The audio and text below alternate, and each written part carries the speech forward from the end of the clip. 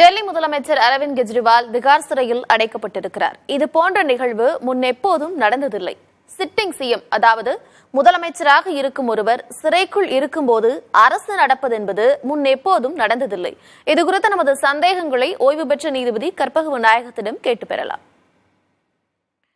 இந்திய அரசியல் வரலாற்றிலேயே முதல் முறையாக ஒரு முதலமைச்சர் சிறையில் அடைக்கப்பட்டிருக்கிறார். சிறையில் இருக்கிறவர் தலைமையில் அரசு நடப்பது என்பது இதுவரை நடந்ததில்லை. இதுகுறித்து அரசியல் சாசன சட்டப்பிரிவுகள் என்ன சொல்கின்றன? மாநிலத்தினுடைய முதல்வர் என்கிற காரணத்தினாலேயே அவர் அரெஸ்ட் பண்ண முடியாதுங்கிற நிலைமை இல்லை. அவர் குற்றம் செய்திருந்தால் அரெஸ்ட் பண்ணக்கூடிய அதிகாரம், பவர் அவங்களுக்கு அமலாக்கத்துறைக்கோ அல்லது கன்சர்ன் டிபார்ட்மெண்ட்டுக்கோ உண்டு. அதில் அரெஸ்ட் பண்ணுறதுல தப்பு சொல்ல முடியாது. ஆனால் அரெஸ்ட் கரெக்டாக இல்லையாங்கிற பார்க்குற முடிவை கோர்ட் எடுத்துக்கும். ஒரு பெயில் அப்ளிகேஷன் போடலாம், அந்த பெயில் அப்ளிகேஷன் கொடுக்கலாமா அப்படிங்கிறதுக்காக இருக்கிற மெட்டீரியல்ஸ் போதுமா, இல்லை மெட்டீரியல்ஸு கரெக்டாக இருக்கா, மெட்டீரியல்ஸு ஒரு சஃபிஷியன்சியில் உள்ளதான் இருக்கணுமா அப்படிங்கிறதுல சில எதிர்பார்ப்பு இருக்கு. ரெண்டாவது, போலீஸ் கஸ்டடி கொடுக்குறாங்க. அந்த போலீஸ் கஸ்டடியில் என்ன ரெக்கவரி பண்ணுறாங்க, இதெல்லாம் பார்த்து பெயில் கொடுக்கலாமாங்கிற முடிவு கோர்ட்டை பொறுத்தது. ஆனால் ஒரே ஒரு விஷயம், ஒரு முதலமைச்சராக இருந்துக்கிட்டு 8 முறை 9 முறை சம்மன் அதுக்கு ஒத்துழைக்கல வரல அப்படின்னா வேணும்னே தன்னை அரெஸ்ட் பண்ணணுங்கிற முடிவுக்கு பண்றாரா அப்படிங்கிற ஒரு குற்றச்சாட்டுக்கு ஆளாயிடுமேங்கிற பயம் அவருக்கு இல்லை. என்னை பொறுத்தவரையில் அவர் சிட்டிசன், ஃபர்ஸ்ட் சிட்டிசன் ஸ்டேட்டில், என்டையர் ஸ்டேட்டை ரூல் பண்ணுற இது பவர் இருக்கு. அவரை அதை கரெக்டாக பண்ணணும்னா ஜெயிலில் இருந்துக்கிட்டு பெயிலில் வந்த உடனே நான் இவ்வளவு இருக்கு பண்ணணும், எனக்கு பெயில் கொடுங்கிற அந்த பெயில் கொடுக்க வேண்டிய அவசியத்தை, முக்கியத்துவத்தை, இம்பார்ட்டன்ஸை கோர்ட்டுக்கு கன்வின்ஸ் பண்ணி he can come out and continue to be chief minister. இப்போ 2 விஷயம். ஒன்றும் சிசோடியான்னு ஒருத்தர் இருக்கார், இன்னொரு ஜெயின் ஒருத்தர் இருக்கார்.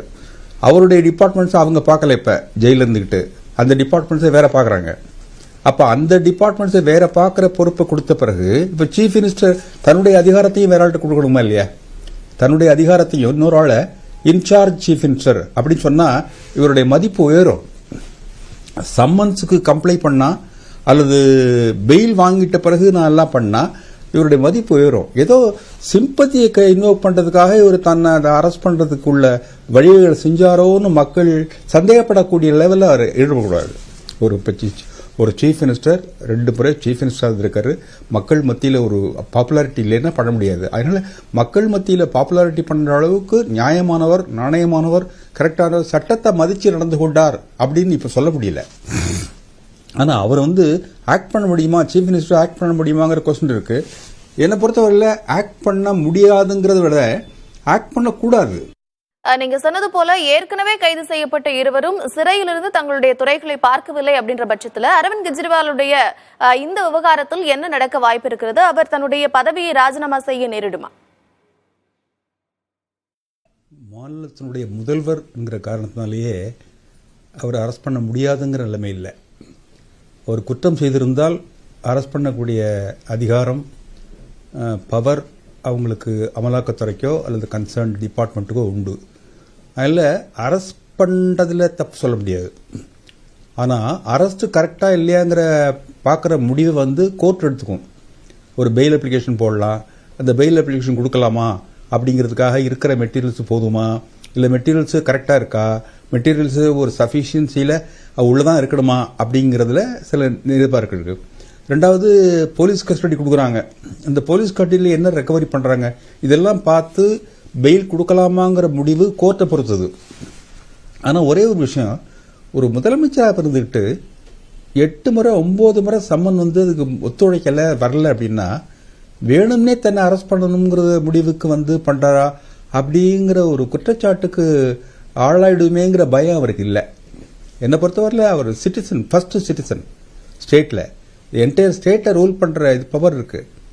அவரை அதை கரெக்டாக பண்ணணும்னா ஜெயிலில் இருந்துக்கிட்டு பெயிலில் வந்த உடனே நான் இவ்வளவு இருக்கு பண்ணணும், எனக்கு பெயில் கொடுங்கிற அந்த பெயில் கொடுக்க வேண்டிய அவசியத்தை, முக்கியத்துவத்தை, இம்பார்ட்டன்ஸை கோர்ட்டுக்கு கன்வின்ஸ் பண்ணி he can come out and continue to be chief minister. இப்போ 2 விஷயம். ஒன்றும் சிசோடியான்னு ஒருத்தர் இருக்கார், இன்னொரு ஜெயின் ஒருத்தர் இருக்கார். அவருடைய டிபார்ட்மெண்ட்ஸ் அவங்க பார்க்கல. இப்போ ஜெயிலில் இருந்துக்கிட்டு அந்த டிபார்ட்மெண்ட்ஸை வேற பார்க்குறாங்க. அப்ப அந்த டிபார்ட்மெண்ட்ஸை வேற பார்க்குற பொறுப்பை கொடுத்த பிறகு இப்ப சீஃப் மினிஸ்டர் தன்னுடைய அதிகாரத்தையும் வேற ஆள்கிட்ட கொடுக்கணுமா இல்லையா? தன்னுடைய அதிகாரத்தையும் இன்னொரு ஆளை இன்சார்ஜ் சீஃப் மினிஸ்டர் அப்படின்னு சொன்னா இவருடைய மதிப்பு உயரும். சம்மன்ஸுக்கு கம்ப்ளை பண்ணா அல்லது பெயில் வாங்கிட்ட பிறகு நான் எல்லாம் பண்ணா இவருடைய மதிப்பு உயரும். ஏதோ சிம்பத்தியை இன்வோக் பண்றதுக்காக இவர் தன்னை அரெஸ்ட் பண்றதுக்குள்ள வழிவகைகளை செஞ்சாரோன்னு மக்கள் சந்தேகப்படக்கூடிய லெவலில் அவர் ஈடுபடக்கூடாது. ஒரு சீஃப் மினிஸ்டர் 2 முறை சீஃப் மினிஸ்டர் இருக்காரு.